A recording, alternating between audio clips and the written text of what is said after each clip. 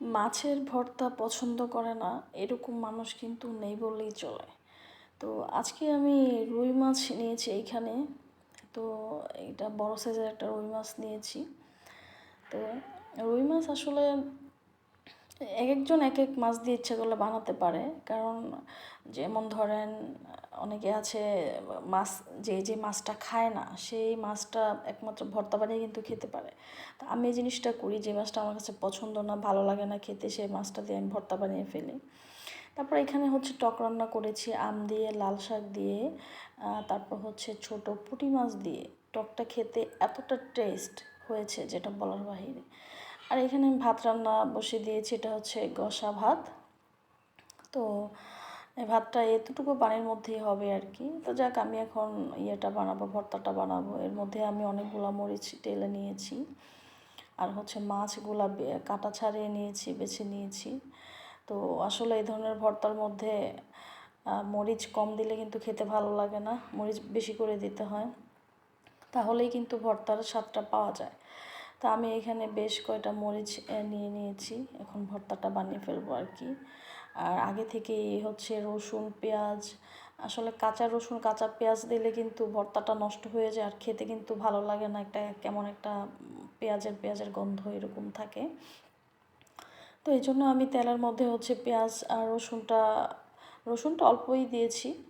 এটা আমি তেলের মধ্যে ভেজে নিয়েছি সামথিং। ভাজার পর হচ্ছে আমি এখানে মরিচ দিয়ে ভালো করে এটা ডলে তারপর হচ্ছে মাছটা দিয়ে দিব। আসলে আমি এইভাবেই ভর্তা বানাই, তো হয়তো অনেকে এভাবে বানিয়ে খান। তো যারা খান তারাই বোঝেন যে এই ভর্তাটা আসলে এভাবে খেতে কতটা ভালো লাগে। এটা শুধু রুই মাছ না, আপনি চাইলে যেই কোনো মাছ দিয়ে কিন্তু এই ভর্তাটা বানাতে। আসলে ছোটোবেলায় একটা সময় কাজ করতে খুব ভালো লাগতো, কিন্তু এখন কেন জানি কাজ করতে একদমই ভালো লাগে না, মন চায় শুধু বসে বসে খাই, এরকম একটা অবস্থা। তারপরেও তো একটু মাঝে মাঝে করতে হয়। তো যাই হোক, আমি এখন ভর্তার মাছটা দিয়ে দিব আর কি। তো মাছটা দিয়ে দেন ভালো করে কচলিয়ে দেন হচ্ছে আমি ভর্তাটা বানাবো। এই মাছটা আবার যদি ধরেন একটু মানে আস্ত আস্ত থাকে তাহলে কিন্তু আমার ভালো লাগে না। আসলে ভর্তা বানানোর কিন্তু কিছু সিস্টেম আছে, সিস্টেম না জানলে কিন্তু আসলে ভর্তার মজাটা আসল স্বাদটা পাওয়া যায় না, এই আর কি। আমি আসলে খুব সাধারণ ফ্যামিলির একটা মেয়ে, তো তাই চাইলেও অনেক কিছু করা যায় না। তো যাই হোক, আমার জন্য সবাই দোয়া করবেন। আপনাদের জন্য আমার তরফ থেকে থাকবে অনেক ভালোবাসা এবং দোয়া। তো আমি ভর্তাটা বানিয়ে ফেলেছি। এখন হচ্ছে আসলে জাস্ট আপনাদের সাথে একটু সময় কাটানো, এটাই আর কিছুই না। তো এই ভিডিওগুলো আসলে করা একদমই নিজের ভালো লাগা থেকে, আর কিছুই না। তো এই হচ্ছে আর কি। যাই হোক, আমি এখন ধন্যবাদ দিয়ে দিয়েছি মাছের মধ্যে। আমার ভর্তাটা কিন্তু অলরেডি হয়ে গেছে। এখন এটা আমি আরেকটু ভালো করে ইয়ে করবো, কারণ ভর্তাটা এখনও কিন্তু শক্ত আছে।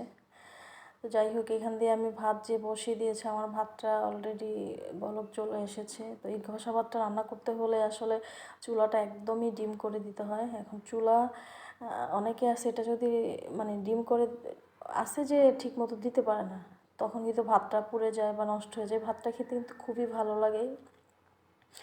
যারা যারা এভাবে রান্না করে খান তারা বুঝবেন আর কি যে কতটা মজা খেতে। যাই হোক, আমার ভর্তাটা হয়ে গেছে।